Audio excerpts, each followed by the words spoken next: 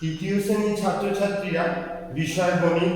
আজকে আমি তোমাদের করাবো, আমি কোনো পাতা উল্লেখ করছি না, মানে এটা আমি শেখাচ্ছি, আর যেটা অনুশীলনী বা যেটা বইতে আছে সেগুলো তো আমি অনলাইন ক্লাসে পাঠিয়ে দেবো, কিন্তু তোমাদের আগে শেখাতে হবে যে অঙ্ক, মানে যার উপর অঙ্কটা পাঠাবো সেটা শেখানোর জন্য তোমাদের বোর্ডের দিকে তোমরা তাকাও। সামান্য ভগ্নাংশকে দশমিক ভগ্নাংশে পরিণত করো। আমি দুটো ধরনের সামান্য ভগ্নাংশ নিয়েছি, একটা নিয়েছি 1/2, একটা প্রকৃত ভগ্নাংশ নিয়েছি, আরেকটা নিয়েছি 2/10, ওটাও প্রকৃত ভগ্নাংশ। আগে দেখো 1/2, 1/2 এটাকে দশমিক ভগ্নাংশে পরিণত করতে হবে। দশমিক ভগ্নাংশে পরিণত করতে গেলে আমাকে কি করতে হবে?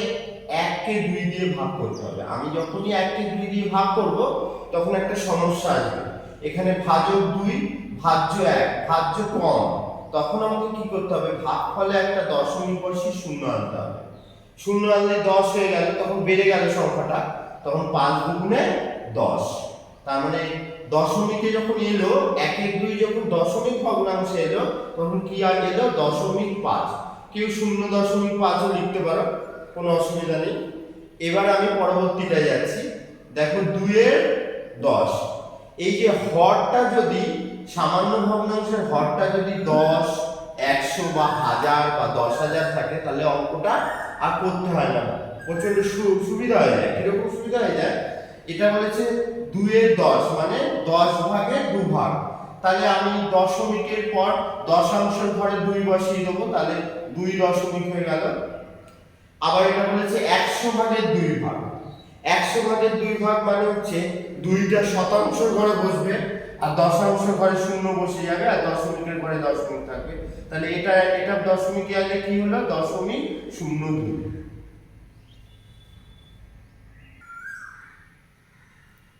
তৃতীয় শ্রেণীর ছাত্রছাত্রীরা, বিষয় গণিত। এবার আমি তোমাদের করাবো, তোমাদের সামান্য ভগ্নাংশ থেকে দশমিক ভগ্নাংশ করালাম, এবার করাবো, বোর্ডের দিকে তাকাও, মিশ্র ভগ্নাংশকে দশমিক ভগ্নাংশে পরিণত করো। মিশ্র ভগ্নাংশের হরগুলো দেখতে পাচ্ছ সব 10, 100, 1000, 1000, 100। মিশ্র ভগ্নাংশ, যে ভগ্নাংশের সামনে একটা পূর্ণ সংখ্যা থাকে, যেমন এখানে 4 আছে, 4টা লিখে নিলাম। তারপর বলছে, তারপর একটা প্রকৃত ভগ্নাংশ চলে এলো, 1/10 মানে 10 ভাগের 1 ভাগ, তাহলে একটা দশাংশের ঘরে বসালাম, তাহলে অ্যানসার কি এলো? 4.1। তারপর আছে 5 পূর্ণ 2/100, 5টা পূর্ণ সংখ্যা আগে বসে গেল, তারপর দশমিক দিয়ে দিলাম।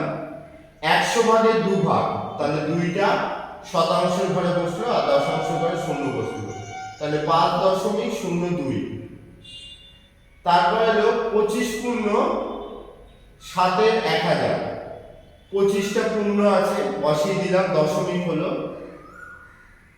তোমার এখানে 1000 ভাগের 7 ভাগ, তাহলে 1000টা দশাংশ, শতাংশ, সহস্রাংশ ঘরে 7টা বসলো, তারপরে ঘরে দুটো শূন্য হয়ে গেল, তাহলে অ্যান্সার কি হলো? 25.007। এবার আমি লবটাকে বাড়ালাম, কিরকম বাড়ালাম? 3 পূর্ণ 11/100 করলাম, তাহলে 3টা পূর্ণ সংখ্যা দশমিক, 100 ভাগের 11 ভাগ, তাহলে আমি সেই 100 ভাগ মানে শতাংশের ঘর থেকে আরম্ভ করব, এখানে একটা দশাংশ ঘরে একটা। এবার আবার লব বাড়ালাম, 123 করলাম, 7 পূর্ণ 123 ভাগের 1000 ভাগ, 123 এর 1000, তাহলে 7টা পূর্ণ আছে আর 1000 ভাগের 123 ভাগ, তাহলে যেহেতু 1000 ভাগের 123 ভাগ, আমি সহস্রাংশ ঘর থেকে বসানো আরম্ভ করব, তাহলে 3, 2, 1 মানে সহস্রাংশ, শতাংশ, দশাংশ, তাহলে অ্যানসার কত হলো? 7.123।